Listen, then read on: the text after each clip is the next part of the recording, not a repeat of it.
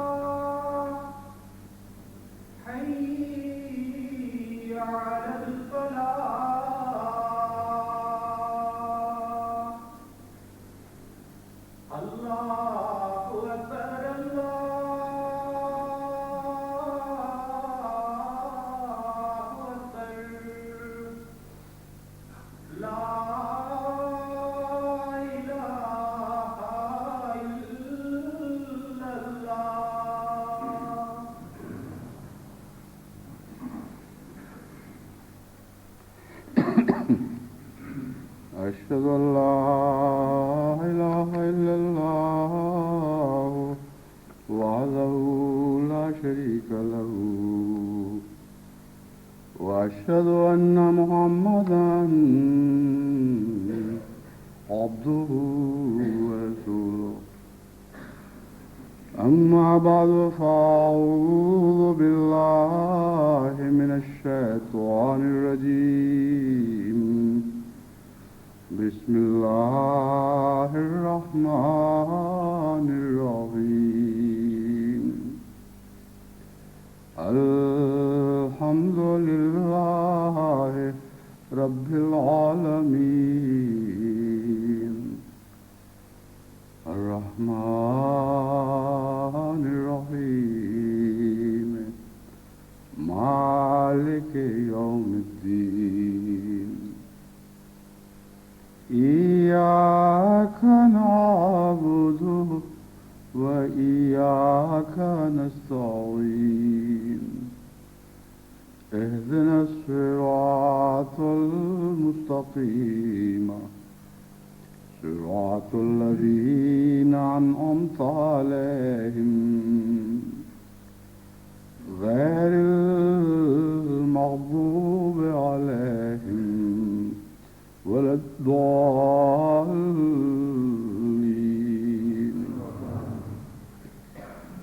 ومن تاب وعمل صالحا فإنه يتوب إلى الله متابا.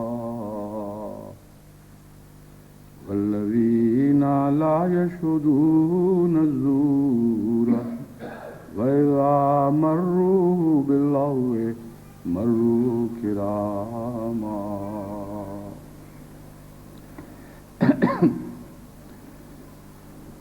چند خطبات پہلے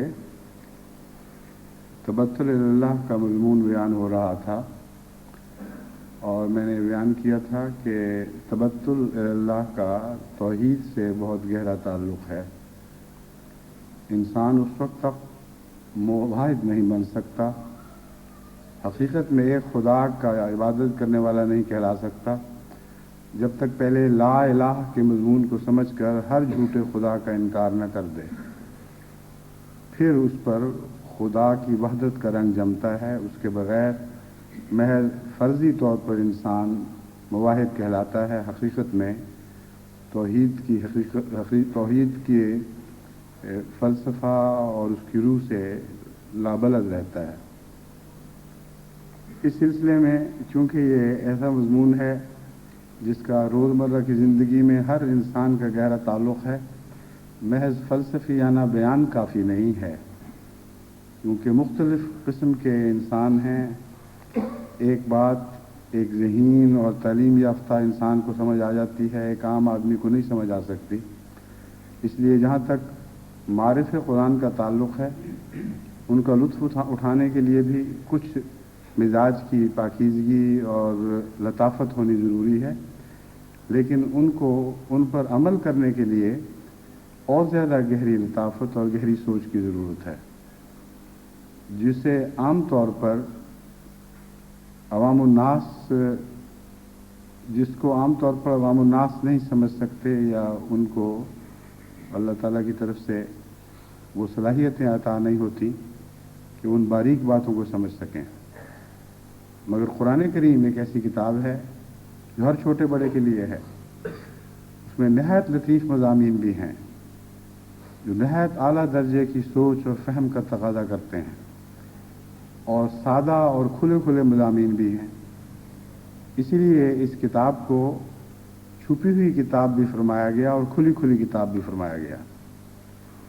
یہی حال حضرت اقدس محمد مصطفیٰ صلی اللہ علیہ وآلہ وسلم کی خوبیوں کا ہے کہ ایک عام بالکل سادہ ان پڑھ انسان دنیا کے کسی بھی خطے سے تعلق رکھتا ہو، وہ آپ کی خوبیوں سے اس حد تک آگاہ ہو جاتا ہے کہ بے اختیار اس کا دل آپ کی محبت میں اچھلنے لگتا ہے۔ لیکن یہ کہنا کہ میں نے حضرت محمد مصطفیٰ صلی اللہ علیہ وآلہ وسلم کے حسن کو پا لیا ہے اور پورے عرفان کے ساتھ میں آپ پر عاشق ہوا ہوں، یہ بہت بڑی بڑھ ہے، سوائے اس کے کہ اللہ کسی کو واقعتاً یہ چیز عطا فرمائے۔ حضرت اقدس مسیح موعود علیہ السلام نے جن آنکھوں سے حضور اکرم صلی اللہ علیہ وآلہ وسلم کو دیکھا، ان آنکھوں کو وہ نور عطا کیا گیا تھا جو حضور اکرم صلی اللہ علیہ وآلہ وسلم کے نور کی نہایت اعلیٰ پاکیزہ لطافتوں کو شناخت کر سکتا تھا۔ اس لیے قرآن کی طرح حضرت محمد رسول اللہ صلی اللہ علیہ وآلہ وسلم بھی ایک کھلی کھلی کتاب بھی ہیں اور ایک چھپی ہوئی کتاب بھی ہیں۔ بس جب توحید کا مضمون بیان ہو تو اس کے پیش در پیش باریک معارف کا بیان بھی ضروری ہے، اور ایسی کھلی باتیں بھی بتانی ضروری ہیں جو ہر سطح کے انسان کی سمجھ میں آ سکیں اور وہ اس کے مضمون سے ان مضامین سے استفادہ کر سکے۔ بس میں نے یہ آج کے لیے خطبے میں یہ موضوع چنا ہے کہ کون کون سی چیزیں ہیں جن سے تبتل اختیار کیا جاتا ہے، اور توحید کی طرف سفر کے لیے کن کن چیزوں کا چھوڑنا ضروری ہے۔ ان میں سے سب سے پہلے جھوٹ ہے۔ تمام برائیوں کی جڑ سب سے بڑا وہ گناہ جو قرآن کریم کے نزدیک شرک کا درجہ رکھتا ہے اور جسے نجاست قرار دیا گیا ہے، اور یہ ایسا گناہ ہے جو دنیا میں سب سے زیادہ پایا جاتا ہے اور یہ ایک ایسا گناہ ہے جس کو سچے بھی لا علمی میں اختیار کر جاتے ہیں، اور جس سے بچنے کے لیے بہت باریک در باریک نگاہ سے نیچے اترنا پڑتا ہے۔ بس اس مضمون کو سمجھانے کے لیے میں آج انشاءاللہ تعالی، اور اگر آج یہ مضمون ختم نہ ہوا تو اگلے خطبے میں اسی کو جاری رکھا جائے گا۔ قرآن کریم مومن کی شان یہ بیان فرماتا ہے، وَمَن تَابَ وَعَمِلَ صَالِحًا فَإِنَّهُ يَتُوبُ إِلَى اللَّهِ مَتَابًا۔ جو شخص بھی توبہ کرے اور نیک اعمال اختیار کرے، نیک عمل کرے، فَإِنَّهُ يَتُوبُ إِلَى اللَّهِ مَتَابًا، وہ توبہ کرتے ہوئے اللہ کی تعالیٰ کی طرف تیزی سے جھکتا ہے۔ یہ وہی مضمون ہے جو تبتل کا مضمون لیکن دوسرے لفظوں میں بیان ہوا۔ تبتل الی اللہ کا مطلب ہے اللہ کے غیر کو چھوڑو اور خدا کی طرف دوڑو، اور یتوب الی اللہ متابہ کا بھی بالکل وہی معنی ہے، सिर्फ दूसरे अल्फाज में मौका और महल के मुताबिक इनको इस मज़मून को बयान फरमाया गया। और इसकी तशरीह अगली आयत में है। अल्लाह की तरफ तौबा करते हुए तेजी से झुकना किसको कहते हैं? वल्लज़ीना ला यशहुदून ज़ूरा, ये उन लोगों को नसीब होता है जो झूठ को देखते भी नहीं।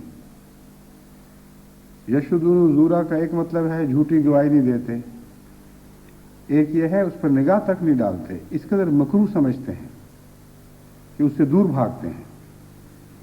चुनांचे इसी मज़मून की तशरीह आगे है, वइज़ा मर्रू बिल्लग़्व मर्रू किरामा, झूठ की अदना किस्मों से भी परहेज करते हैं। लग़्व बातें झूठ की एक किस्म है, लेकिन बिल्कुल मामूली सी किस्म है। तो जब वो लग़्वियात की मजालिस को देखते हैं तो उसमें उनको कोई दिलचस्पी नजर नहीं आती। मर्रू किरामा, इज्जत के साथ अपना दामन बचाते हुए वहां से गुजर जाते हैं। ये वो लोग हैं जो सच्ची तौबा करने वाले हैं और जो अल्लाह की तरफ दौड़ते हैं। बस झूठ से बचना अव्वलियत रखता है, तबत्तुल इसके बगैर मुमकिन ही नहीं है। हर दूसरी चीज़ को खुदा की खातिर आप कुर्बान कर दें और झूठ से दामन न बचाएं तो बारीक इस्तिलाह में ये आप मुशरिक ही रहेंगे और वो ला इलाहा की पहली मंजिल ही तय नहीं होगी, जिसके बाद इल्लल्लाह का इस बात होता है। इस ज़मन में झूठ की बहुत सी ज़रूरतें, बहुत सी किस्में हैं। उनसे मुतल्लिक मैं मुख्तसरन आपके सामने एक एक पहलू बयान करूंगा। एक ऐसा इंसान है जिसे रोज़मर्रा आदतन झूठ की आदत होती है, यानी रोज़मर्रा की ज़िंदगी में झूठ उसकी आदत बन जाता है और उसे ख्याल भी नहीं आता कि मैं झूठ बोल रहा हूं। सच शाज़ के तौर पर उसके मुंह से निकलता है और आम बातों में बेहुदा सराई और झूठ बोलना एक रोज़मर्रा का ज़िंदगी का मशगला बन जाता है। ये ऐसा शख्स है जो गफलत की हालत में ज़िंदगी गुजारता है, उसे झूठ से निकालना सबसे मुश्किल काम है। जिन बुरी चीज़ों की आदत पड़ जाए अपनी निगाह उनसे गाफिल हो जाती है। यहाँ तक कि बीमारियाँ भी जो मुज़मिन हो जाएं, बीमारियाँ होने के बावजूद इंसानी जिस्म उनसे गाफिल हो जाता है। हज़रत मुस्लिम मौद रज़ी ताला अन्हो कादियान के एक सादा मिजाज इंसान का जिक्र फरमाया करते थे कि उसको बेख्याली में बचपन से आदत पड़ी हुई थी कि इरादतन नहीं मगर बेख्याली में गालियां देता था। एक दफ़ा हज़रत खलीफतुल मसीह अव्वल रज़ी अल्लाह ताला अन्हु ने उसे अपने पास बुलाया और कहा, देखो मैं तुम्हें नसीहत करता हूँ, मुझे इत्तला मिली है कि तुम गालियां बहुत देते हो, तो तुम्हारी वैसे नेक इंसान हो, अपनी ज़ुबान भी साफ करो। तो उसने बहुत गालियां दी उस झूठे को जिसने ये झूठ उसकी तरफ मंसूब किया था। उसने कहा वो बदबख्त, वो बदनसीब, वो ये और वो फलां और फलां, बड़ा झूठ बोलता है जो कहता है मैं गालियां देता हूं। आपको किसी खबीस ने झूठी इत्तला दी है। मुझे अव्वल समझ गया, उन्होंने कहा ठीक है तुम्हारा कोई कसूर नहीं, तुम इस चीज से बाला हो। तो बाद आते हैं ऐसी कब्जा कर जाती हैं कि अपनी नज़र से, अपने इंसान की अपनी नज़र से ओझल हो जाती हैं, जो उन आदतों को पालने वाला है जिसके अंदर जन्म ले रही होती है। तो झूठ जब ये सूरत इख्तियार कर जाए तो सबसे खौफनाक बीमारी है जिससे किसी को निकालना बहुत मुश्किल है। मैंने भी अपने रोज़मर्रा के तजुर्बों में देखा है, कई फरीक एक दूसरे से इख्तलाफ करते हैं, उनके झगड़े आते हैं, तो जिस शख्स को झूठ की आदत हो उसे ये समझाना मुश्किल होता है कि वो झूठ बोल रहा है। और बाद आदि झूठे इतने हैं कि अगर उनको कहा जाए कि झूठ बोलते हो तो वो मुश्तइल हो जाते हैं, कहते हैं और जो कुछ कहो मुझे झूठा ना कहना अंदर से, ये मैं बर्दाश्त नहीं कर सकता। और ये जो झूठ है ये हमारी जिंदगी की एक दूसरी सरिश्त बन चुका है। अपने मुल्क में जाके देखें, सियासत झूठी, तिजारत झूठी, अदालत झूठी, जिंदगी का कोई शोबा नहीं है जहां झूठ जारी ना हो। रोज़मर्रा के ताल्लुकात झूठे, एक दूसरे से मोहब्बत के तज़किरे झूठे, हर बात बनावट और झूठ पर मबनी है। और इसी वजह से कौम को समझ नहीं आ रही कि हम कितने बीमार हो चुके हैं। तो कुरान करीम में अल्लाह ताला फरमाता है कि तौबा ही कबूल नहीं हो सकती तुम्हारी अगर तुम झूठ नहीं छोड़ते। और सच्ची तौबा करने वाला तो वो है जो झूठ के सानवी दर्जों को भी छोड़ देता है, उसके तीसरे, चौथे, पांचवें दर्जे को भी छोड़ देता है, यहां तक कि लगव बात बराह रास्त झूठ नहीं है, लेकिन झूठ की एक किस्म है, वो उससे भी एराज करता है और लगव मजलिस को देखता है तो मुंह मोड़कर इज्जत के साथ अपना दामन बचाते हुए वहां से निकल जाता है। बस एक वो झूठ है। दूसरा झूठ वो है जो जरूरत के वक्त बोला जाता है। इस झूठ में लालच के नतीजे में भी इंसान मुलव्वस हो जाता है और किसी खौफ के नतीजे में भी इंसान मुलव्वस हो जाता है। और उस मज़मून के बिल्कुल बरक्स है कि यदून रब्बहुम खौफन व तमा, कि मोमिन वो हैं जिनको खौफ हो तब भी वो रब ही को पुकारते हैं, और हिर्स हो कोई चीज़ पाने की तब भी अपने रब ही को पुकारते हैं। ये एक बहुत आला पहचान है और बड़ी ख़ती पहचान है कि कोई इंसान मवाहिद है कि तौहीद से हटा हुआ है। जब हिर्स का मौका पैदा हो, अगर उसका ख्याल अपने रब की तरफ जाए और हर ऐसी चीज़ से सरफ नज़र कर ले, खा कैसी ही उसकी तमन्ना हो, जो खुदा के अलावा किसी और दर से मिलती हो, जो खुदा को छोड़कर नसीब होती हो, तो ये एक मवाहिद की शान है। और जब खौफ का वक्त आए तो अगर अल्लाह का ख्याल पहले आया है और उसी की तरफ इंसान झुका है तो वो मवाहिद है। लेकिन खौफ के वक्त अगर दिमाग में ये ख्यालात करवटें लेने लगते हैं कि इस खतरे से मैं कैसे बचूंगा, क्या झूठा बहाना बनाऊं, क्या क्या साजिशें करूं, किसका दामन पकड़ूं, किससे सिफारिश करवाऊं, तो ये सारे एक मुशरिकाना तरीक़ हैं जिनका तौहीद से ताल्लुक़ नहीं है। अब इस मज़मून को भी आप देखें तो रोज़मर्रा की ज़िंदगी में इंसानी माशरे में ये झूठ भी पूरी तरह छाया हुआ है। यानी झूठ की इस किस्म में भी बड़े छोटे, अच्छे बुरे सारे मुलव्वस दिखाई देते हैं। यहाँ तक कि बाज़ अहमदी नौजवानों के मुतल्लिक भी ये देख कर सख्त तकलीफ़ पहुँचती है। रोज़मर्रा की ज़िंदगी में सच बोलते हैं, अगर कहीं अपना मतलब पेश आ जाए, चाहे एसाइलम लेना हो या किसी ख़तरे से, किसी बदी से बचना हो, तो पहले दिमाग में झूठ की तरकीब आती है कि अच्छा हम ये करते हैं कि पासपोर्ट घुमा देते हैं और जाके कहेंगे कि गुम गया था, और ये कह देंगे कि हम जर्मनी से नहीं आए, हम तो सीधा पाकिस्तान से आ रहे हैं। अगर जर्मनी से आएंगे तो दूसरे मुल्क वाले कह देंगे कि इस तरह तो तुम पहले जर्मनी पहुंचे थे तो उनका फ़र्क काम है, तुम्हें वो असाइलम दें या ना दें, हमारे पास क्या करने आए हो। इंग्लिस्तान आए और किसी और जगह पहुंचे और जाके ये बयान दे दिया कि हम तो सीधा पाकिस्तान से आ रहे हैं। ये सारी बातें झूठ हैं और खुदा के सिवा किसी और को रब बनाने वाली बात है। बस जब अल्लाह ताला कुरान करीम में फरमाता है इन्नल्लज़ीना क़ालू रब्बुना अल्लाहु सुम्मा इस्तक़ामू ततनज़्ज़लु अलैहिमुल मलाइकतु अल्ला तख़ाफ़ू वला तहज़नू, कि वो लोग जो खुदा को रब कहते हैं और फिर इस्तिक़ामत इख्तियार करते हैं, फिर किसी और रब की तरफ नहीं झुकते, यही वो लोग हैं जिन पर फरिश्ते नाजिल होते हैं और कहते हैं तुम खौफ ना करो, तुम गम ना करो, तुमने ठीक दामन पकड़ा है। वही रब है और वही रब आला है और वही तुम्हारी रबूबियत के सारे सामान करेगा। लेकिन जब एक इंसान खुदा को छोड़कर झूठ का दामन पकड़ लेता है तो अमलन वो ये कह रहा होता है कि हमारा रब झूठ है और इस झूठे खुदा के ज़रिए हमें मुश्किलात से निजात मिलेगी, तब उसका रास्ता अलग और खुदा का रास्ता अलग। फिर अगर मुसीबतों में पड़ता है तो वो मुसीबतें भी इब्तला नहीं बल्कि हलाकत की मुसीबतें हैं। अगर उसे रिज़्क भी मिल जाता है तो वो एक बद और बद बनाने वाला रिज़्क है, उसका शैतान से ताल्लुक़ है, अल्लाह ताला से ताल्लुक़ नहीं। तो क्यों अपनी ज़िंदगी को तबाह करते हैं?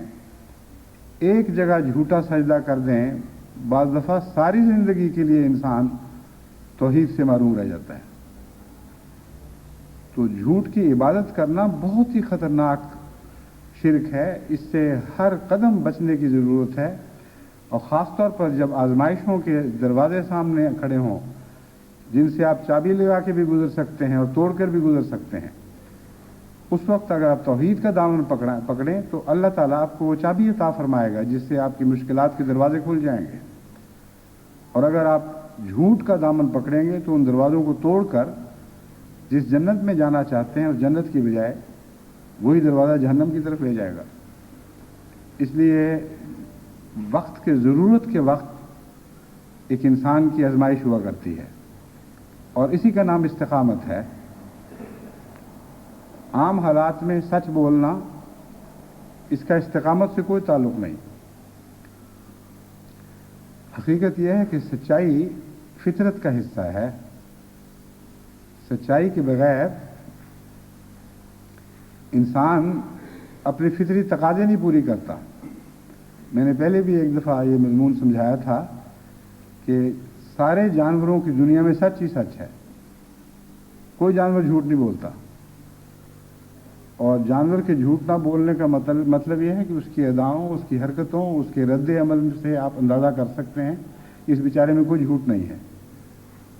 इंसान है जिसने झूठ सीखा है और इंसान ही है जिसको खुसूसियत से हदायत फरमाई गई है कि झूठ से बचो। इसलिए इंसान जब झूठ बोलता है तो सिवाय इसके कि किसी और को रब समझे, उसके झूठ का कोई मकसद नहीं है। किसी और का अपना बचाने वाला समझे तब झूठ बोलता है। और ये जो नीयत का फैसला है इसको पहचानता नहीं है, वो इसको चालाकी समझता है। कहता है खूब रही, मैंने भी ऐसी चालाकी की कि पता नहीं लगने दिया अगले को मैं कहाँ से आया था। लेकिन ये भूल गया कि उस चालाकी में खुदा का रास्ता छोड़ गया है। अजीब बेवकूफ़ों वाली चालाकी है कि एक ऐसी मंजिल पा ली जो बिल्कुल आर्जी और बेहकीकत और बेमाना है और एक मुस्तकिल ठिकाने को कुर्बान कर दिया।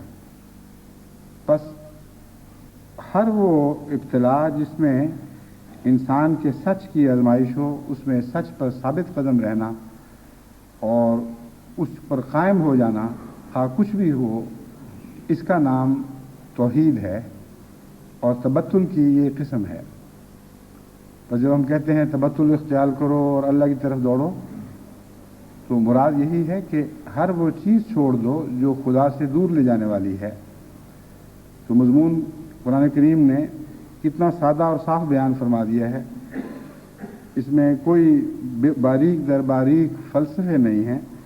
मन ताबा व अमिल सालिहन, जो भी चाहता है कि तौबा करे, जो भी तौबा करता है और नेक अमाल इख्तियार करता है, फ़इन्नहु यतूबु इलल्लाहि मताबा, बस उसके लिए सिवाय इसके चारा नहीं है कि अल्लाह की तरफ झुके और उसकी तरफ तमाम तर झुक जाए।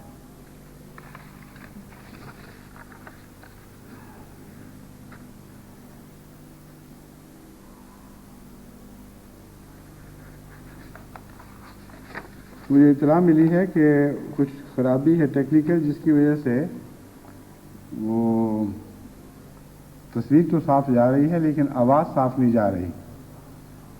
तो अब वो मुझे उसका हाल में उसने ये तजवीज़ किया है कि मैं खुतबा लंबा कर दूं। खुतबा लंबा भी कर दूं तो पहले 15 मिनट कहाँ जाएंगे, वो तो बहरहाल हो चुके, वो मसला तो हल नहीं होगा। और मैं इसलिए खुतबा लंबा कर दूं कि पहले 15 मिनट आवाज़ नहीं गई है, तो बिल्कुल लग़व बात है। जो मज़मून है वो वही बयान करूँगा और जितना मुनासिब है एक खुतबे में उतना ही बयान करूँगा। तो मैं बता रहा था कि तबत्तुल के कितने साफ पाकीज़ा माने कुरान करीम ने खोल खोल कर बयान फरमा दिए कि झूठ ना बोला करो। तौबा करनी है तो झूठ के साथ गुजारा नहीं हो सकता। और झूठ की अदना अदना चीज़ों को भी तर्क कर दो। अदना चीज़ों में जहाँ लग़व बयान फरमाया गया है उसमें हमें ज़ाहिर तौर पर जो चीज़ दिखाई देती है वो गप शप है। आम तौर पर लोग समझते हैं कि गप मार दी जाए तो झूठ नहीं है, और लग़व मजालिस में गप्पें खूब चलती हैं। बाज़ दफ़ा लोग एक दूसरे से बढ़कर मुकाबले करते हैं गप्पे मारने के, क्योंकि उसके नतीजे में वो हर दिल अजीज़ बनते हैं अपनी तरफ से। बाज़ दफ़ा एक वाक़या सुनाते हैं, उस वाक़ये में मज़ा कोई नहीं, तो समझते हैं कि मज़ा पैदा करने के लिए कुछ न कुछ अपनी तरफ से नमक मिर्च लगाना ज़रूरी है। ये बज़ाहिर ये ज़ाती मनफियत के लिए नहीं है, और इंसान समझता है कि ये तो कोई ऐसा झूठ नहीं है, ये तो मजलिस का दिल लगाने की खातिर मैंने किया। लेकिन अगर बारीक नज़र से देखें तो इसमें ज़ाती मनफियत ही कार फरमा होती है। एक शख्स जब ऐसी बात करे जिसमें लज्जत पैदा न हो तो वो नफ्सियाती लिहाज से उलझन महसूस करता है, समझता है कि मेरा वो मकाम कायम नहीं हुआ, मेरा वो रोब कायम नहीं हुआ, मैंने मजलिस के दिल नहीं जीते, इसलिए सच से नहीं जीते जा सके तो झूठ से सही। वो फिर गलत बात का इजाफा कर देता है। लोग जो अपने आबा और अजदाद के मुतल्लिक बातें बयान करते हैं, यही मकसद हुआ करता है कि आबा और अजदाद में खूबियाँ ना हो तो हम बना लेते हैं, और मकसद ये है कि उनकी बड़ाई हमारी तरफ भी मुंतकिल हो। तो हर झूठ का एक मकसद है, और बेमकसद कोई झूठ नहीं बोला करता। लग़व बातें झूठ का उन्सुर रखती हैं। मैंने कहा रहने दें, इसको पखे की आवाज़ आएगी, शोर पड़ेगा। और अच्छा रख दे, खुतबे के दौरान डिस्टर्ब नहीं करना चाहिए। मैं बता रहा था कि लग़व बातों में भी एक ज़ाती मनफियत का जज्बा कार फरमा होता है, और इंसान एक दूसरे पर चालाकियों में सबकत ले जाने की कोशिश करता है, और ज़्यादा चालाक, ज़्यादा होशियार बनकर लोगों पर ज़ाहिर होना चाहता है। मैंने कहा आपका जब शोर बंद हो जाएगा मुझे बता दें, फिर मैं शुरू करूँगा खुतबा। लोग खुतबे की तरफ तवज्जो की बजाय आपकी तरफ देख रहे हैं। फारग हो गए? बस अब ठीक है, जाइए, अब दोबारा ना आए।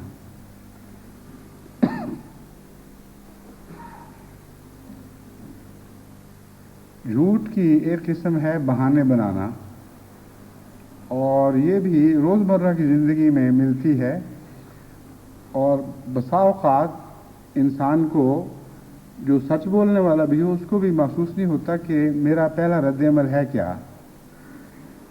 एक शख्स किसी ऐसी हरकत में पकड़ा जाता है जिससे उसको खजालत होती है, शर्मिंदगी होती है, और फौरी तौर पर उसका नफ्स उसके सामने एक उज़र घड़ के पेश कर देता है कि ये कह दो, इस तरह इसकी तौजीह करो।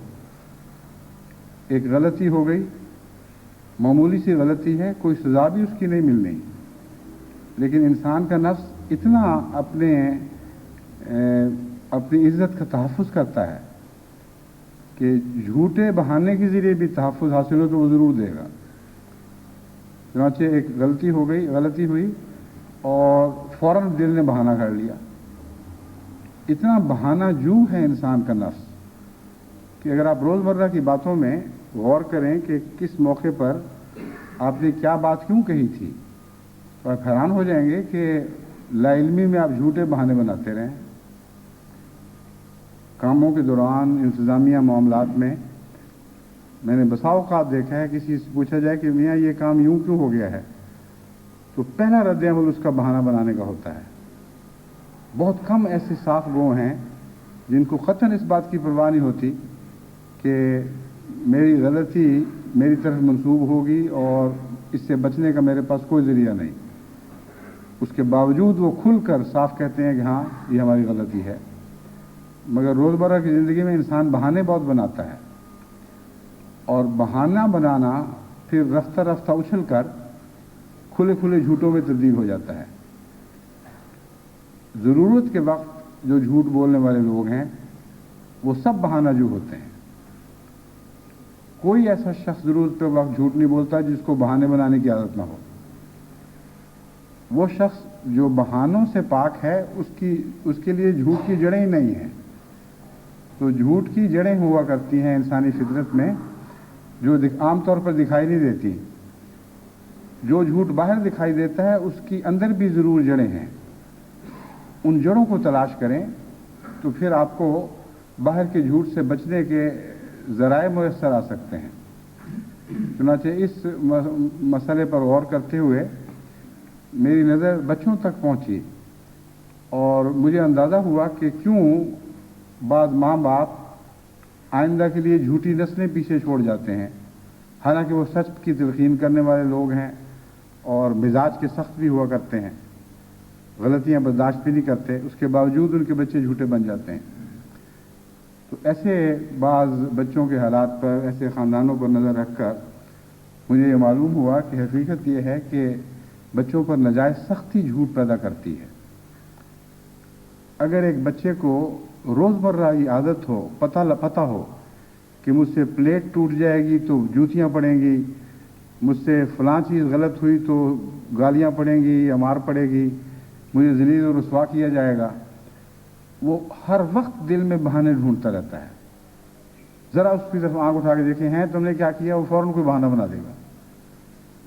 बस बज़ाहिर माँ बाप सच्चे हैं, बज़ाहिर माँ बाप गलतियों की सरजनिश करने वाले हैं और वो समझते हैं कि इसके नतीजे में हम बहुत ही नेक और पाक औलाद पैदा कर रहे हैं, लेकिन ये कोशिश अमलन झूठी औलाद पैदा करने पर मुंतज हो जाती है। जिस किस्म की उम्र है उस किस्म का सलूक होना चाहिए।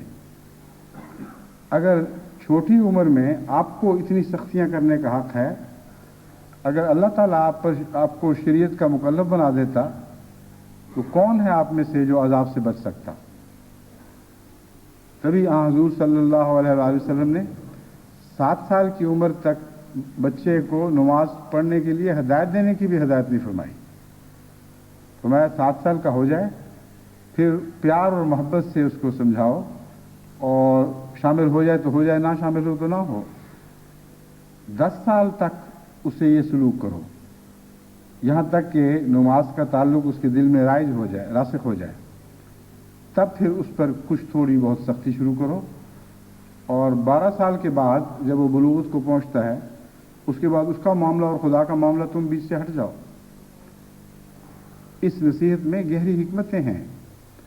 वो लोग जो बच्चों से छोटी बातों पर सख्ती करते हैं, हालांकि नमाज का तर्क सबसे बड़ी बात है, इस पर भी हुज़ूर सल्लल्लाहु अलैहि वसल्लम ने बहुत ही महदूद उम्र के ज़माने में महदूद पैमाने में सब पर सख्ती की हिदायत फरमाई है। ऐसे लोग, ऐसे बाप हों या माएँ, वो अपने बच्चों को तबाह कर देते हैं। और बाज़ ऐसे नौजवान मैंने देखे हैं, नौजवान क्या बड़ी उम्र के भी, उनके बचपन की सारी तस्वीर उनके इस रुझान से नज़र आ जाती है।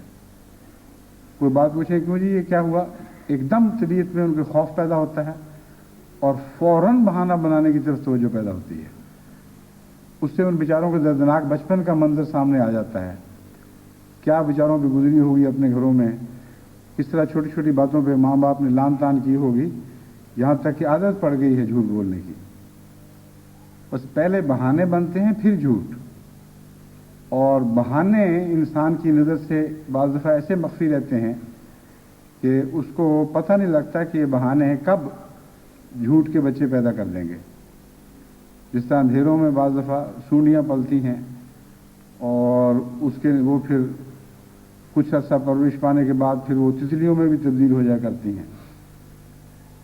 तितलियाँ तो पर के साथ उड़ती हैं, मगर झूठ की सूंडियाँ बेपर के उड़ती हैं और सारी सोसाइटी में नफरतें और गंदगियाँ फैला देती हैं। तो ये हो ही नहीं सकता कि आप झूठे हों और खुदा से ताल्लुक़ कायम हो जाए। झूठे का झूठ से ताल्लुक़ कायम होगा। اسی لیے جھوٹوں کی خوابوں کا بھی اعتبار نہیں ہوتا. جب کوئی خواب سناتا ہے تو میری ہمیشہ اس بات پر نظر ہوتی ہے کہ اس کا اپنا مزاج کیسا ہے. اگر وہ سچا اور صاف آدمی ہے تو اس کی خواب کو میں بہت عظمت دیتا ہوں. خواب و سادہ سی خواب ہو لیکن اس میں بسا اوقات بڑے گہرے پیغام مل جاتے ہیں. مگر جس کی روزمرہ کی زندگی کی عادت جھوٹ بولنا، لغویات میں زندگی بسر کرنا ہے، اس کو خواب بھی آئے گی تو امنیہ ہے نفس کی، اس کا خدا تعالیٰ سے شاذ کے طور پر تعلق ہوتا ہے. یہ نہیں کہا جا سکتا کہ کسی جھوٹے کو سچی خواب نہیں آ سکتی، لیکن شاذ کے طور پر ہوتا ہے. اکثر جھوٹے کو جھوٹی خوابیں آتی ہیں اور اکثر سچوں کو سچی خوابیں آتی ہیں. تو اس لیے تعلق باللہ کے لیے جھوٹ سے تبتل اختیار کرنا ضروری ہے، تب اللہ تعالیٰ سے تعلق قائم ہوگا.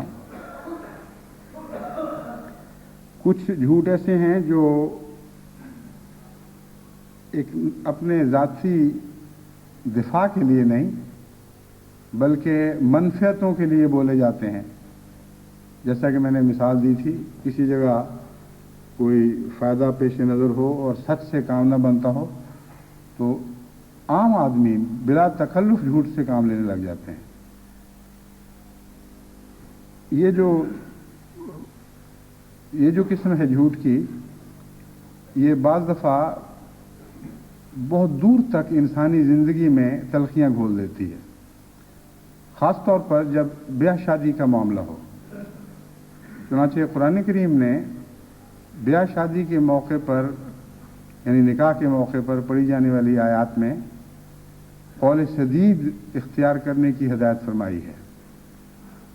قول سدید کا مطلب یہ نہیں کہ جھوٹ نہ سچ بولو. قول سدید کا مطلب ہے سچ ایسا بولو کہ اس سے کسی غلط فہمی کا کوئی امکان نہ رہے. بعض دفعہ انسان سچ بولتا ہے لیکن سچ کے باوجود بھی غلط فہمی پیدا ہو جاتی ہے. بعض چیزوں کے متعلق بعض باتوں کو چھپا لیتا ہے اور ان کا ذکر ہی نہیں کرتا. لیکن جو قول سدید ہے اس کا تقاضا یہ ہے کہ ہر اس چیز کا ذکر کرو جس کا ذکر کرنا ضروری ہے تاکہ کوئی غلط تاثر نہ پیدا ہو. میں نے اکثر دیکھا ہے بیاہ شادی کے جھگڑوں میں قول سدید کی کمی سب سے زیادہ نقصان پہنچاتی ہے. اور اس کے بعد پھر وہ لوگ ہیں جو سراسر جھوٹ سے کام لیتے ہیں. ان کے جو بیاہ شادی کے معاملات ہیں وہ تو شروع سے ہی شیطانی تعلقات سے پیدا ہونے والے ہیں اور ان سے کسی خیر کی توقع ہی نہیں کی جا سکتی. بعض مائیں ہیں اپنے بیٹے کے لیے رشتہ ڈھونڈنے نکلتی ہیں، وہ دو کوڑی کمانے والا نہ ہو، اس کے متعلق ایسی جھوٹی باتیں بتاتی ہیں کہ وہ فلاں جگہ 10,000 روپے لے رہا ہے اور یہ عزت ہے اور یہ خاندان ہے. بعض دفعہ ایک لڑکے کی بات کرتی ہیں اور دوسرے لڑکے کی شادی کر دیتی ہیں. بعض دفعہ ایک لڑکی کی بات ہو رہی ہے اور دوسری لڑکی کی شادی ہو رہی ہے. جھوٹ، مکر، فریب، غلاظتیں ایسا ذلیل معاشرہ پیدا کرتی ہیں کہ اس کی طرف دیکھنے سے کراہت آتی ہے. اور پھر اس کے باوجود یہ وہ لوگ ہیں، ان میں بہت کم سے ہی لیکن ہیں، جو احمدی کہلانے میں فخر محسوس کر رہے ہوتے ہیں اور ایک دوسرے سے مکر اور فریب اور دجل کے ذریعے تعلقات قائم کر کے پھر جب ان کی توقعات پورا نہیں اترتی تو تانے دیتے ہوئے یہ بھی کہہ دیتے ہیں کہ یہ جی احمدی ہیں، دیکھ لو. مجھے بھی تانے دیتے ہیں کہ فلاں جگہ ہم نے شادی کی احمدی سمجھ کر اور ایسا نکلا. بعض دفعہ مجھے ان کو بتانا پڑتا ہے کہ آپ جھوٹ بول رہے ہیں، آپ نے ہرگز احمدی سمجھ کر شادی نہیں کی تھی، احمدی سمجھ کر نیک خیال کرتے ہوئے نہیں کی. مجھے پتا ہے کہ آپ نے فلاں لالچ میں کی اور فلاں لالچ میں کی اور فلاں لالچ میں کی. اب وہ لالچ الٹی پڑ گئی ہے تو اپنے آپ کو کوسنے کی بجائے آپ احمدیت کو کوسنے لگ گئے اور سمجھتے ہیں کہ مجھ پر ذمہ داری ڈال دیں کہ اب میں آپ کی غلطیوں کا خمیازہ خود بھگتوں یا جماعت بھگتے، آپ کو کسی طرح اس مصیبت سے نجات ملے. تو بیاہ شادی کے جھگڑے جب مجھ سے پہنچتے ہیں تو ان کا جب بھی باریک نظر سے تجزیہ کیا جائے، الا ماشاء اللہ ضرور اس میں جھوٹ کی گندگی ملی ہوئی ہوتی ہے یا قول سدید سے انحراف تو ضرور ہوتا ہے۔ قول سدید کا تقاضا یہ ہے کہ اگر ایک لڑکا بیمار ہے، اس کی بیماری نظر نہیں آ رہی، تو یہ کافی نہیں ہے کہ انہوں نے پوچھا نہیں اس لیے ہم نے بتایا نہیں۔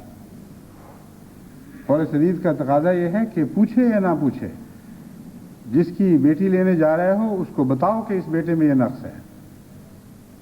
اور اسی طرح قول سدید کا تقاضا ہے کہ بیٹی میں مخفی نقص ہیں تو ان کو خاوند پر یا اس کے ہونے والے خاوند پر یا اس کے رشتہ داروں پر کھول کر بات وضاحت کر دی جائے کہ یہ اس میں نقائص ہیں، اب اس کو دیکھ لیں، اس کے باوجود قبول کرتے ہیں تو ٹھیک ہے۔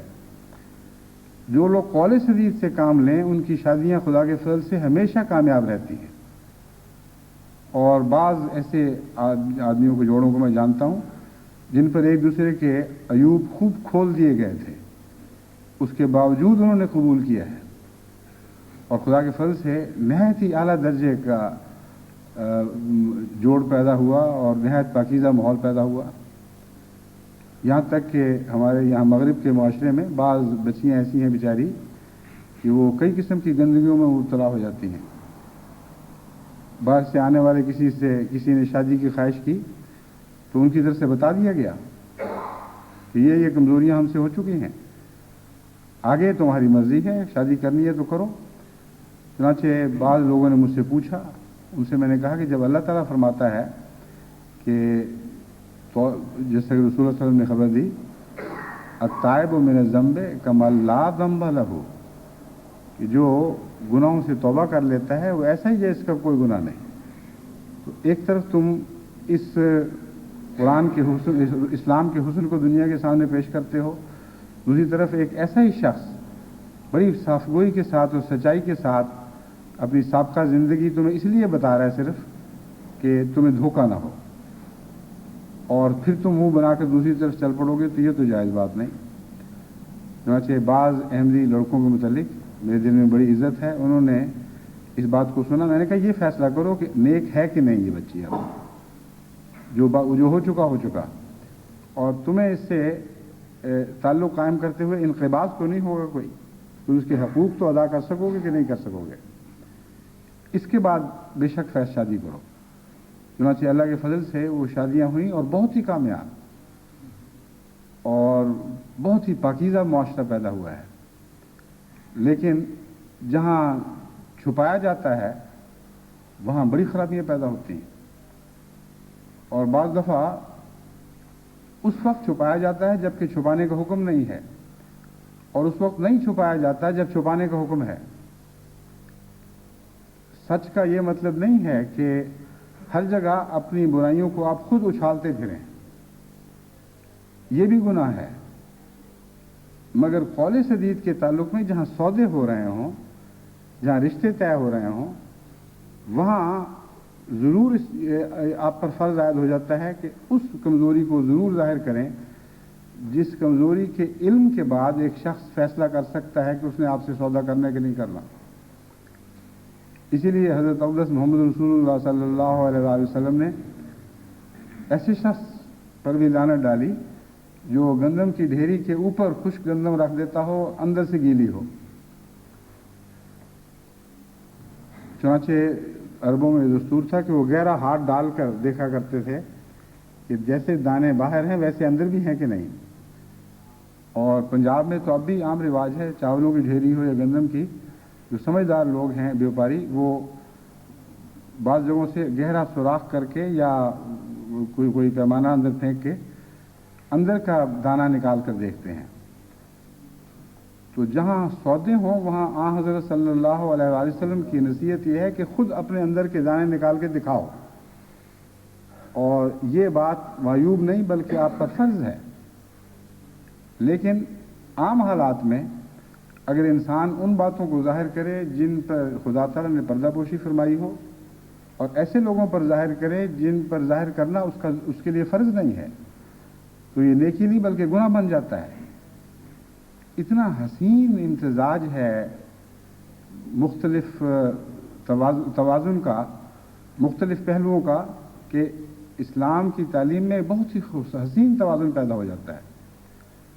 بس حضور صلی اللہ علیہ وآلہ وسلم جہاں ایک طرف یہ تعلیم دے رہے ہیں کہ جب بیاہ شادی کے موقع ہوں یا تجارت کے مواقع ہوں، وہاں خود متعلقہ کمزوریوں کو نکال کر باہر پیش کیا کرو، اور یہ سچائی ہے۔ وہاں حضور صلی اللہ علیہ وآلہ وسلم نے یہ بھی فرمایا، حضرت ابو ہریرہ رضی اللہ تعالیٰ عنہ سے روایت ہے کہ میں نے خود حضور کو یہ فرماتے سنا کہ میری ساری امت قابل بخشش ہے سوائے ان کے جو مجاہر، یعنی ہر بات کو، اپنی ہر بدی کو ظاہر کرنے والے اور ستاری نہ کرنے والے ہیں۔ یہ بات ستاری نہ کرنے کے مترادف ہے کہ انسان رات کو کوئی کام کرے اور پھر صبح ہونے پر وہ خود دوسروں کو بتاتا پھرے۔ بس وہ لوگ جو گناہ کرتے ہیں اور خود اپنے گناہوں سے پردے اٹھاتے ہیں، ان کے اوپر حضور صلی اللہ علیہ وآلہ وسلم نے لعنت ڈالی ہے، ان کو خطرناک مجرم قرار دیا ہے۔ بس ان دو باتوں کو ملا کر غلط نتیجے نہ نکالیں۔ جب میاں بیوی کی شادیاں ہو جائیں، اس کے بعد میاں کا یا بیوی کا یہ کام نہیں ہے کہ وہ پرانی باتیں جن پر خدا تعالیٰ نے پردے ڈالے ہوئے ہیں ان کو وہ ایک دوسرے پر کھولیں۔ اگر کوئی ایسی بات ہے جس کے متعلق یہ خطرہ ہے کہ وہ بعد میں ظاہر ہوگی اور پھر تعلقات تلخ ہوں گے، اس کے متعلق عقل کا بھی تقاضا یہ ہے، اور رسول اللہ صلی اللہ علیہ وسلم کی تعلیم بھی یہی کہتی ہے کہ پہلے ہی بات کھول دو۔ لیکن بعض ایسے جو اولیاء ہیں جو اپنی اچھی بھلی شادی کو بالکل اپنے ہاتھوں سے برباد کر دیتے ہیں۔ چنانچہ ایک آج کل ہی میرے سامنے ایک معاملہ ہے، ایک بیچاری سادہ مزاج بیوی جس کی زندگی اپنے خاوند سے بہت اچھی گزر رہی تھی، اور ایسے معاشرے کی ہے جس معاشرے میں برائیاں اس طرح کی ہیں کہ وہاں بعض غلطیاں سرزد ہونا ایک روزمرہ کی زندگی کا حصہ ہے، کوئی اتفاقی حادثہ نہیں ہے۔ پتہ نہیں اس بیچاری کو کیا خیال آیا کہ میں اور سچی بنوں، اور ایک دن اپنے میاں کے سامنے اپنی وہ باتیں پرانی کر دیں جو خدا تعالیٰ نے مخفی رکھی ہوئی تھی۔ اس دن کے بعد پھر وہ میاں اس کو دکھائی نہیں دیا۔ اب اس کے خط آتے ہیں بیچاری کے، میں کیا کروں، بہت ہماری محبت تھی، بچے ہیں، بچوں سے بھی بڑا پیار تھا، لیکن وہ متنفر ہو کر مجھ سے بھاگ گیا ہے۔ تو شادی بیاہ سے پہلے خاص احتیاط کے ساتھ اپنی بعض ایسی کمزوریوں کو پیش کرنا جن کے متعلق یہ خیال ہو کہ اگر براہ راست علم ہو تو سخت نقصان پہنچے گا، یہ تقویٰ کے خلاف نہیں بلکہ تقویٰ کے عین مطابق ہے۔ لیکن اگر خدا نے پردے ڈھانکے ہوں، کوئی بدیاں ہیں جو چھپی ہوئی ہیں، غیروں کے سامنے نہیں ہیں، تو ان کی تشہیر کرنا تو بہت ہی حماقت ہے، پرلے درجے کی حماقت، بلکہ خودکشی ہے۔ اور یہ بیماری بعض موقع پر انفرادی نقصان پہنچاتی ہے، جیسا کہ میں نے بیان کیا ہے، میاں بیوی کے تعلقات میں ایسی باتیں بے وجہ کھولنا جو ماضی کا حصہ بن چکی ہیں، دفن ہو گئیں، یہ نیکی نہیں بلکہ بے وقوفی ہے۔ لیکن بعض دفعہ یہی چیزیں جو ہیں وہ معاشرے میں عام گند بن کر پھیل جاتی ہیں، اور غالباً یہی بڑی حکمت ہے جس کے پیش نظر رسول اللہ صلی اللہ علیہ وسلم نے مجاہر کو نہایت ہی ظالم اور گنہگار قرار دیا ہے۔ وجہ یہ ہے کہ جو شخص اپنی بدیوں سے شرم نہیں کرتا وہی ہے جو باہر بیٹھ کر یہ باتیں کرتا ہے اور بظاہر سچ بول رہا ہے، لیکن ایسا سچ ہے جو خدا کے نزدیک جھوٹ سے بھی بدتر ہے۔ اس میں دو گناہ ہیں، ایک یہ گناہ کہ وہ اللہ تعالیٰ کی ستاری کے پردے کو خود اپنے ہاتھوں سے چاک کر رہا ہے، اور دوسرا گناہ یہ ہے کہ ایسی باتوں سے معاشرہ گندہ ہوتا ہے۔ وہ نوجوان جن کی مجالس میں یہ باتیں ہوں کہ رات ہم نے یہ گناہ کیا، رات یہ بدماشیاں کی، فلان جگہ ہم نے یوں کیا، وہ ایک تو بے حیائی کے اور خدا کی ستاری کے پردہ چاک کرنے کے مرتکب تو ہیں ہی، لیکن وہ نسبتاً کم گناہ گار جو ان کی مجلس میں بیٹھے ہوتے ہیں ان کے دلوں میں گناہوں کے ولولے بھر دیتے ہیں، بڑے ان کے دلوں میں جوش پیدا ہوتے ہیں، بڑی امنگیں پیدا ہوتی ہیں کہ اچھا ہم بھی یہی کر کے دیکھیں گے۔ بس حضرت صلی اللہ علیہ وآلہ وسلم کو جو دین عطا ہوا ہے نہایت ہی متوازن ہے، اور اس کی ایک ایک بات میں بڑی گہری حکمت ہے۔ بس حضور صلی اللہ علیہ وآلہ وسلم نے بڑا احسان فرمایا، جب ایک طرف قول سدید کا حکم دیا، دوسری طرف مجاہر کے مضمون کو خوب کھول کر سامنے پیش کر دیا کہ دیکھو مجاہر نہ بننا، اس سے تم بھی گناہ گار ہوگے، خدا کے ناشکرے بنو گے اور سوسائٹی میں فحشا پھیلا دو گے۔ میں نے اس مضمون پر غور کیا تو مجھے سمجھ آئی کہ ایک بات کی، حضرت عائشہ صدیقہ رضی اللہ تعالیٰ عنہا کے لیے دل سے بے حد محبت کے درود نکلے کہ ان کی قربانی ساری امت کے ہمیشہ کے لیے کتنی کام آئی ہے۔ اس واقعہ کے بعد اللہ تعالیٰ نے بعض حقوق قائم فرمائے ہیں، ان میں ایک حقوق ہر شخص کے اپنے نفس کا حق ہے، اور وہ یہ ہے کہ کسی کو حق نہیں ہے کہ اس پر الزام لگائے، اور اگر وہ الزام لگاتا ہے تو اس کا ہرگز فرض نہیں ہے کہ وہ اس کا انکار بھی کرے۔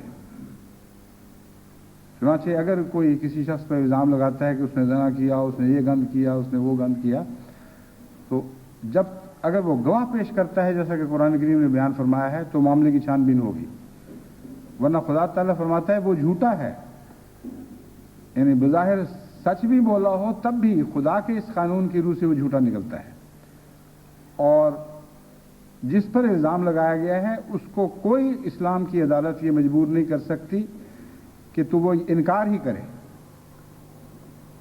اس کے نتیجے میں خدا نے ستاری کا ایک عجیب پردہ پیدا کر ڈال دیا ہے۔ ساری امت کے کمزوروں پر یہ عظیم الشان ستاری کا پردہ ہے کہ گناہوں سے بچو، لیکن اگر تم سے کوئی گناہ سرزد ہوں تو جب تک وہ گناہ اچھل کر منظر عام پر نہیں آتے، خدا کی ستاری کا پردہ پھاڑ کر باہر نہیں آتے، اس وقت تک کسی کو حق نہیں ہے کہ خدا کی ستاری کے پردہ پھاڑ کر جھانک کر تمہارے اندر دیکھے۔ صرف عورت کو حق ہے اور صرف مرد کو حق ہے جو میاں بیوی ہوں، ان کے لیے یہ فرض نہیں ہے کہ وہ گواہ اکٹھے کرتے پھریں، ان کو خدا نے حق دیا ہے۔ اگر عورت مرد کو گناہ گار سمجھتی ہے تو لیان کر سکتی ہے، یعنی 4 دفعہ وہ قسمیں کھا کر یہ کہہ سکتی ہے کہ میرا خاوند اس گند میں ملوث ہے، اور اگر وہ 4 دفعہ قسمیں کھا کر انکار نہیں کرتا تو اس پر جرم کی سزا عائد ہو جائے گی۔ یہی حال عورت کا ہوگا اگر مرد اس پر یہ الزام لگائے۔ تو میاں بیوی کے درمیان ایک استثناء رکھا گیا ہے جس میں اپنی ذات میں بہت گہری حکمتیں ہیں، اور عام سوسائٹی میں یہ جو مجاہر کا لفظ حضور صلی اللہ علیہ وسلم نے بیان فرمایا ہے، اس کو پیش نظر رکھتے ہوئے قطعی ہدایت ہے کہ کسی کو حق نہیں ہے کہ اپنی بدیوں کو خود اچھالے۔ بس عام حالات میں جہاں نہیں اچھالنے کا حق ہوتا ہے وہاں لوگ اچھالتے ہیں اور مجاہر بن جاتے ہیں، اور جہاں اپنے فائدے مقصود ہوں وہاں اپنی ایسی بدیوں پر پردے ڈالتے ہیں جن پر پردہ ڈالنا گناہ ہے، کیونکہ اس کے نتیجے میں غلط سودے ہو سکتے ہیں۔ بس موقع محل کے مطابق کیسی پاکیزہ سچی تعلیم ہے، اور ہر موقع کے تقاضوں کو پورا کرنے والی ہے۔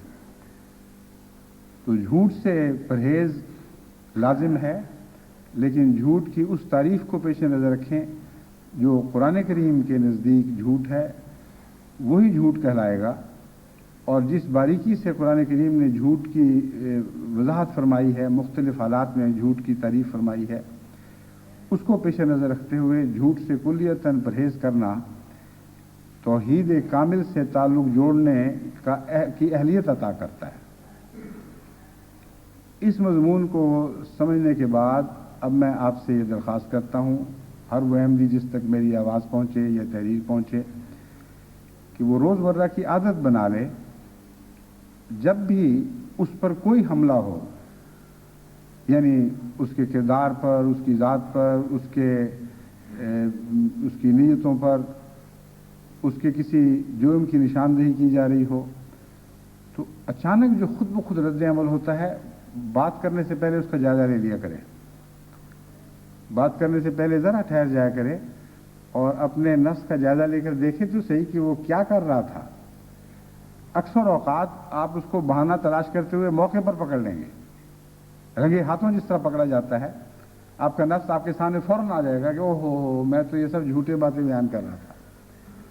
अगर आप ऐसा नहीं करेंगे तो वो झूठ बनकर बाहर आ जाएगा और फिर आपके लिए मफर नहीं होगी। बाज़ दफ़ा एक झूठ बोला जाता है तो फिर 2 बोले जाते हैं, फिर 3 बोले जाते हैं, फिर 4 बोले जाते हैं। ये झूठों का सिलसिला जारी हो जाता है। ये बिल इरादा कोशिश कि झूठ की जो मख्फी पनागाहें हैं वहां भी मैं झूठ को पनाह लेने नहीं दूंगा। अपने नफ्स के अंदर भी जो वसाविस की सूरत में झूठ पलता है या बहानों की सूरत में झूठ पलता है, मैं उसको नंगा करूंगा, अपनी निगाह में नंगा करूंगा। जरूरी नहीं कि उसको आप बाहर उछाल कर लोगों के सामने लाएं, और अपने सामने उसको उछाला करें, गहरी नज़र से उसका मुतालिया करें। तो फिर आप वो सफ़र इख्तियार शुरू कर देंगे जो तौहीद की तरफ सफ़र है, जो तबत्तुल का सफ़र है। और इस ज़िमन में कुछ और अहादीस नबवियाँ हैं, कुछ हज़रत मसीह मौऊद अलैहिस्सलाम के इक़्तिबासात हैं। मैं इंशाअल्लाह ताला वो अगले जुमा में पेश करूँगा, क्योंकि मज़मून ऐसा है जिसका बहुत ही गहरा इंसानी सोसाइटी से ताल्लुक़ है। ये वो बुत है जो इंसान अगर तोड़े भी तो फिर नए बना लेता है। ये वो बुत है जिन ऐसे बुत हैं झूठ के कि हर इंसान के अंदर इनके कारखाने लगे हुए हैं। रोज़ की ज़िंदगी में ज़रूर इंसान ऐसे हालात से गुज़रता है जबकि वो अपने नफ्स पे झांके तो उसको पकड़ा जाएगा कि वो झूठ के बुत तराश रहा था।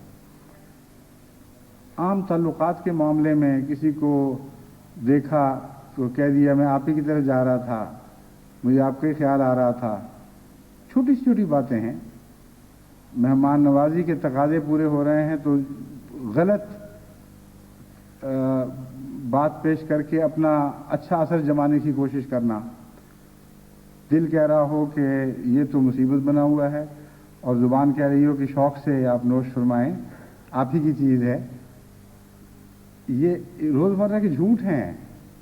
मैं आपको ये समझा रहा हूँ कि आम घरों में, आम जहनों में, आम रोज़मर्रा के हालात में झूठ पलते हैं और ये बुत घड़े जाते हैं और दिखाई नहीं दे रहे होते।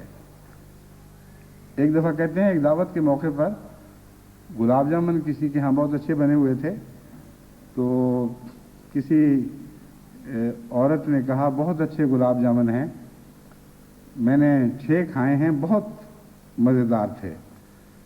तो मेज़बान ने कहा और खाएं शौक़ से। खाए तो आपने 12 हैं मगर गिनता कौन है? वो दोनों झूठ बोल रहे थे। उसका शौक़ से खाना कहना ही झूठ है, क्योंकि जो गिन रहा है कि मेरे 12 गुलाब जामुन खा लिए, उसका तो दिल हर गुलाब जामुन पे कुड़ रहा था। और जिसने तारीफ करते हुए अपने ज़्यादा खाने पर पर्दा डाला उसने भी झूठ बोला। और ये एक लतीफ़ा है, लेकिन लतीफ़ा दोनों तरफ झूठ के गंध रखता है और हमारी रोज़मर्रा की ज़िंदगी में आम बातें हैं। इसकी इतनी मिसालें हैं कि अगर उसकी मिसालें बयान करनी शुरू की जाएं तो एक दिन के रोज़मर्रा के हालात जो इंसान पर घंटों की बहस हो सकती है। मगर मैंने मिसाल दी है आपको, बहुत बारीक और लतीफ़ झूठ के बहाने आपके दिल घड़ता रहता है और इब्तदाई हालत में ये दिखाई नहीं देते, मगर एक दफ़ा बन जाएं तो परवरिश पाते हैं और परवरिश पाकर फिर बाहर भी निकलते हैं और बड़ी भयानक शक्ल में बाहर निकलते हैं।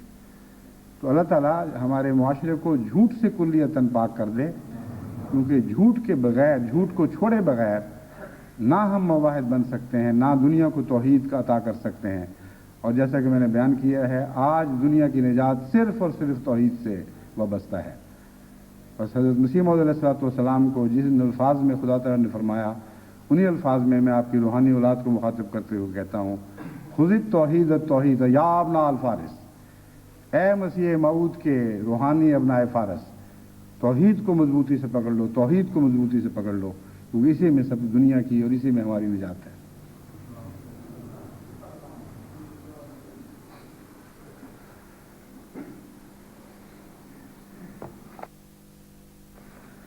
الحمد لله نحمده ونستعينه ونستغفره ونؤمن به ونتوكل عليه ونعوذ بالله من شرور أنفسنا ومن سيئات أعمالنا من يهده الله فلا مضل له ومن يضلله فلا هادي له ونشهد أن لا إله إلا الله وحده لا شريك له ونشهد أن محمدا عبده ورسوله عباد الله رحمكم الله إن الله يأمر بالعدل والإحسان وإيتاء ذي القربى وينهى عن الفحشاء والمنكر والبغي يعظكم لعلكم تذكرون اذكروا الله يذكركم وادعوه يستجب لكم ولذكر الله أكبر